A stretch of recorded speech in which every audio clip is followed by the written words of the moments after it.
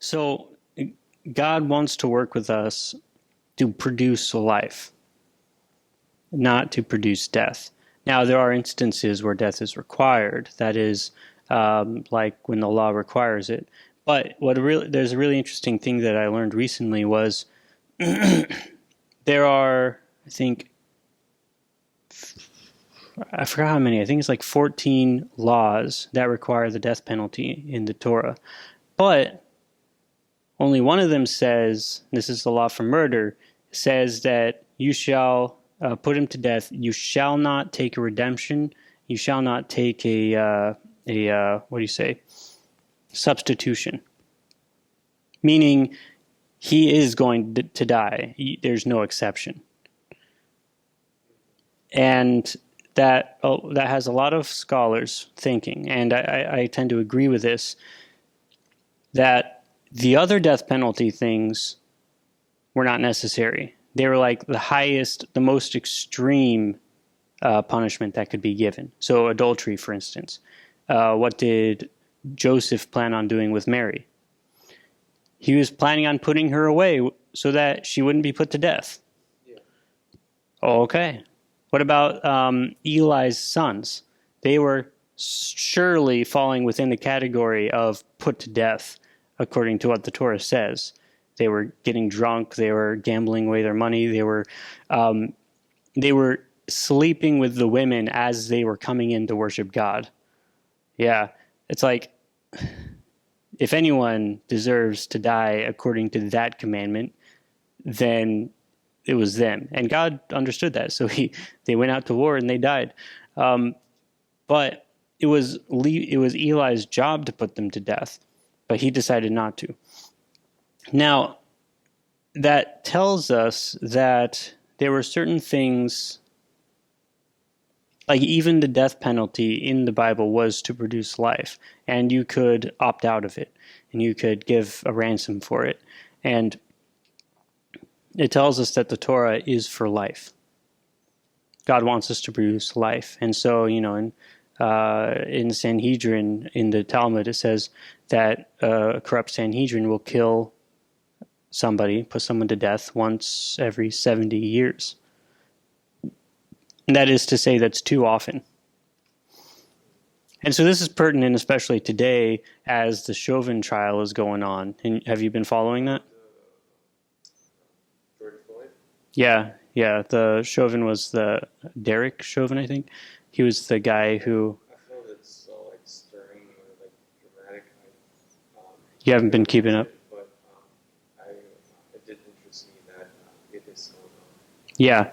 Well, he's being charged with manslaughter in the third degree, I believe, and murder in the second degree, which, there are specific requirements, and it looks like if you just read those laws in general that he's going to be acquitted. One thing I wish Chauvin did was he had a philosophical school, like he invented his own philosophical school, because then I would adopt that philosophical school just to say I was a chauvinist.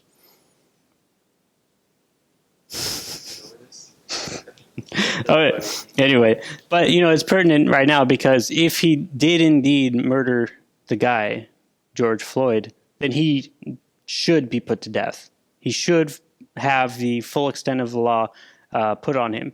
But if what it looks like happened is he was following his training and he was actually working to not let the guy die, because according to his own training, what he did was a way to open the windpipes rather than close them, then more likely he should be acquitted.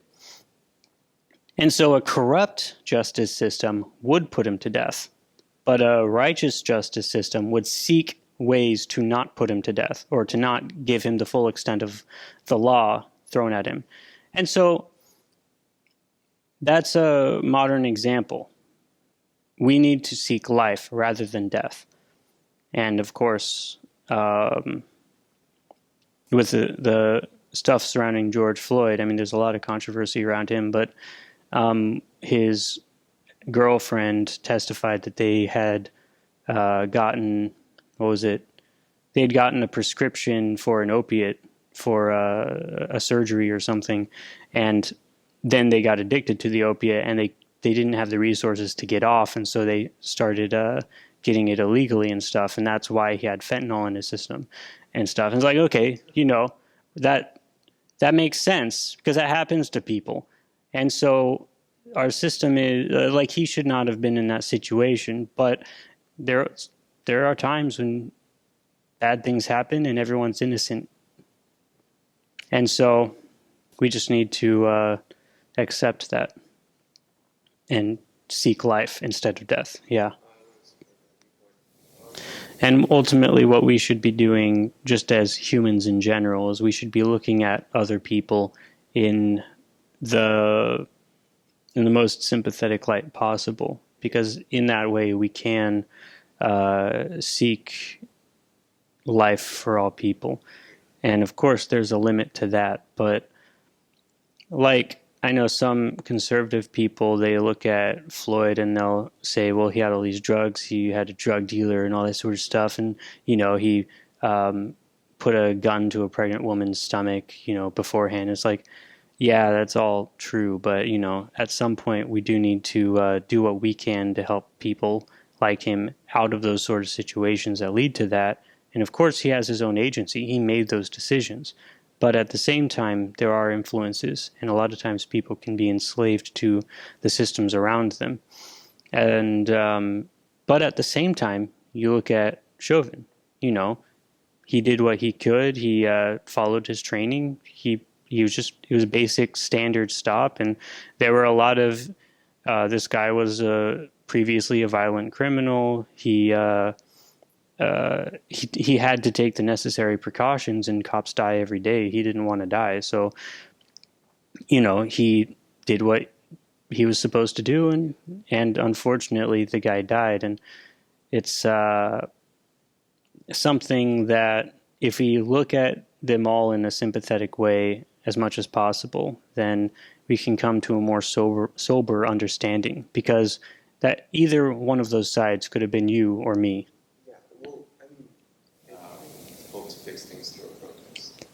Yeah, well, going back to the George Floyd thing, I think, just to button that up, in legal trials, we should be seeking life, and there'd be no point in putting an innocent man to death.